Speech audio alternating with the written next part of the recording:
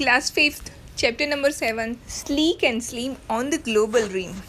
Sleek यानी बहुत ही बेहतरीन, स्मूथ, और स्लीम यानी छोटे छोटे. यहाँ पे जो चैप्टर है उसमें sleek and slim on the global rim, ऐसे कंट्रीज़ जो छोटे छोटे हैं हमारे ग्लोब की एजिस पे, उसके बारे में इंफॉर्मेशन है. Countries shown on the map of the world are smaller versions drawn to scale on a plane surface. ये सेंटेंस एक्चुअली आपका एसएसटी का है कि मैप में जो ड्रॉन होते हैं कंट्रीज़, वो उसका स्मॉल वर्जन होता है जो प्लेन सरफेस पे ड्रॉ किया होता है. Many children wonder how cartographers यानी पर्सन हु क्रिएट मैप्स जो बनाते हैं, तो मैनी चिल्ड्रन वंडर सोचते हैं कि cartographers make such huge countries find the position in a small piece of paper. वो कैसे करते होंगे, इतने बड़े कंट्री को एक छोटे से पीस ऑफ पेपर के ऊपर उसकी पोजीशन कैसे ड्रॉ करते होंगे. Some children think cartographers climbed up a tall tower and observe the boundaries of this countries.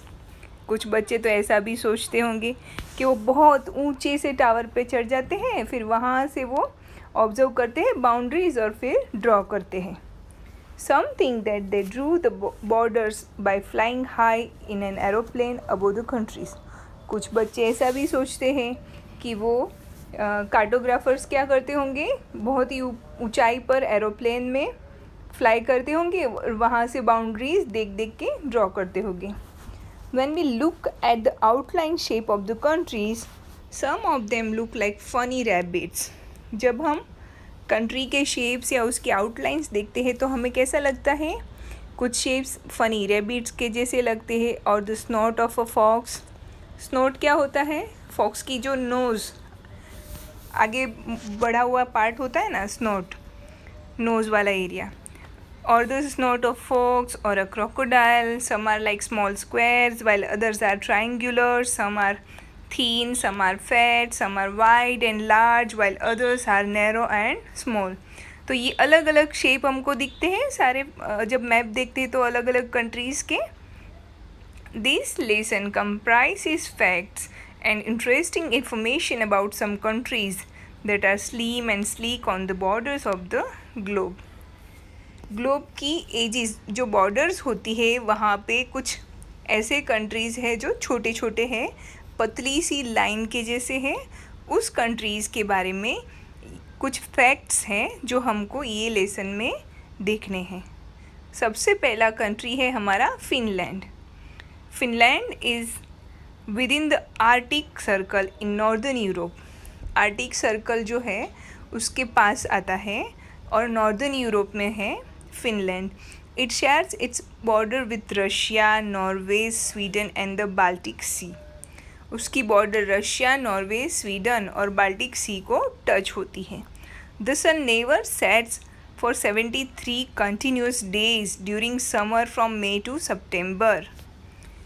यहाँ पे 73 डेज तक कंटिन्यूस सनराइज रहता है जो सेट नहीं होता है समर डेज में, मई से सितंबर तक. Finland has numerous lakes, rivers, marshlands and forest. Finland में बहुत सारे लेक्स, रिवर्स, मार्शलैंड्स क्या होते हैं, low lying land which is flooded in wet season और at high tide and remains waterlogged at all time. मतलब वहाँ पे पानी भरा रहता है और प्लांट्स भी होते हैं और कीचड़ के जैसा होता है, तो दैट आर मार्शलैंड्स. और फॉरेस्ट, ये सब चीज़ें फिनलैंड में है. In Finland you can find the world's rarest seal. दुनिया में कम दिखने वाले seal, the Saimaa ringed seal. They are found only in lake Saimaa. Saimaa ringed यानी साइमा जो है वो वहाँ का लेक है, उसके नाम से सील का नाम रखा है. और रिंग्ड यानी उसके ऊपर मतलब उसकी कोई पैटर्न होगी उनके कलर में, तो उसको साइमा रिंग्ड सील कहा जाता है. They are found only in lake Saimaa. Thanks to conservation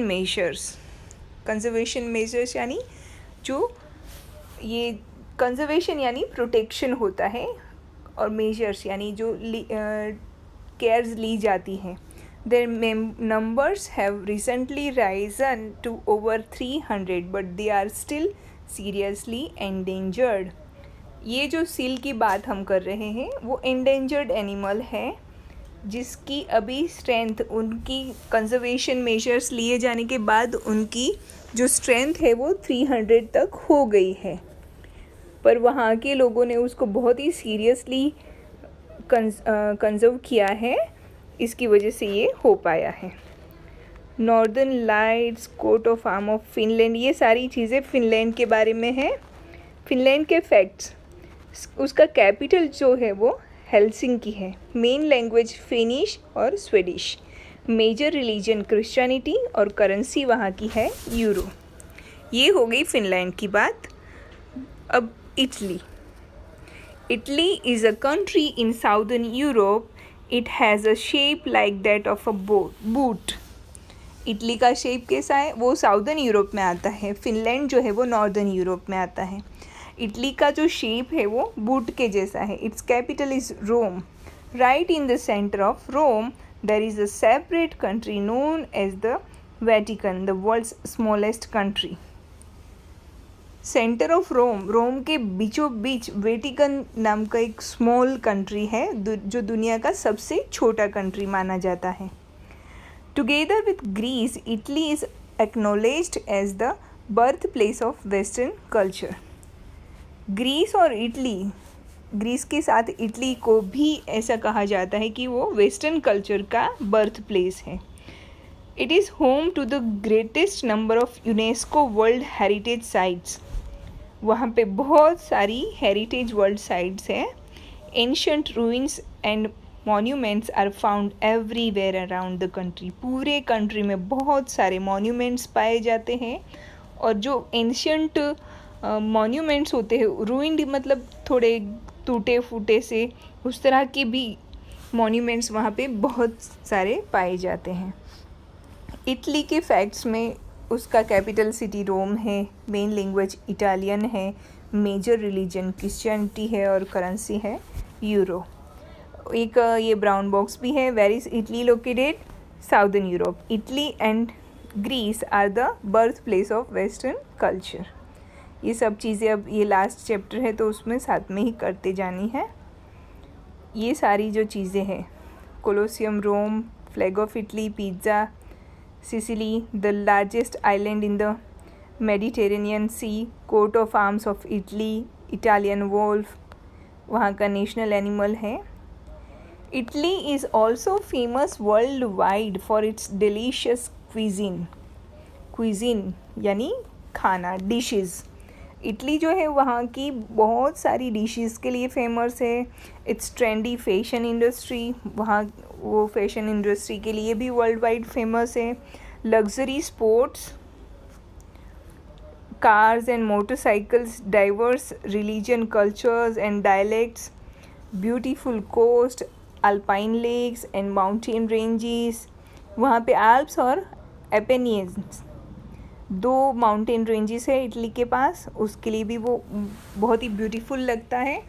no wonder Italy is often nicknamed the Bel Paese. इसमें कोई शक नहीं है कि जो उसको निकनेम दिया गया है वो उसको बहुत अच्छे से सूट करता है, क्योंकि बेल पीस का मीनिंग होता है द ब्यूटीफुल कंट्री। अब वो किन किन चीज़ों के लिए फेमस है? तो एक तो फैशन इंडस्ट्री, फिर वहाँ की delicious dishes, luxury sports cars, motorcycles, diverse religion culture and dialects, अलग अलग रिलीजन, अलग अलग कल्चर्स और उसकी जो हिस्ट्री होती है, beautiful coast, alpine lakes, mountain ranges, ये सारी चीज़ों के लिए इटली फेमस है। Japan. Japan is an island country in east Asia. Its capital is Tokyo. East Asia में आता है जापान, और वो आइलैंड कंट्री है और उसका कैपिटल टोक्यो है। Japan is warm and welcoming to its guest. Japan अपने गेस्ट को बहुत अच्छे से वार्म वेलकम करता है, उसके लिए वो फेमस है।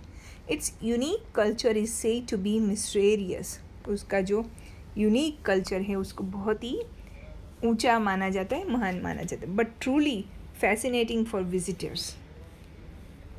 जो विजिटर्स हैं उनके लिए तो ये बहुत ही अट्रैक्टिव है। People find Japanese food quite nourishing. वहाँ का वो लोग हेल्थ में ज़्यादा बिलीव करते हैं, तो वहाँ का जो फूड रहता है वो बहुत ही नरिशिंग होता है। The Japanese love to eat out and the plethora of culinary options even in the smallest town can be irresistible। मतलब प्लेथोरा क्या है, एक तो कि वेरी लार्ज और एक्सेसिव अमाउंट ऑफ समथिंग, और culinary कनेक्टेड विथ फूड और cooking. वहाँ के जो लोग हैं वो बहुत ही हेल्थ कॉन्शियस होते हैं, तो वो लोग एक्सेसिव फूड पे ज़्यादा प्रेशर नहीं देते हैं। और इररेजिस्टिबल मतलब so strong that it can not be stopped और प्रिवेंटेड। ये चीज़ के लिए वो बहुत ही कॉन्शियस है, केयरफुल है। The capital of Japan is Tokyo. Mount Fuji, then imperial seal, फिर कोई है, raccoon dog, red crown crane वहाँ का नेशनल बर्ड है। अब मैक्सिको से हम लोग नेक्स्ट वीडियो में कंटिन्यू करते हैं। ओके।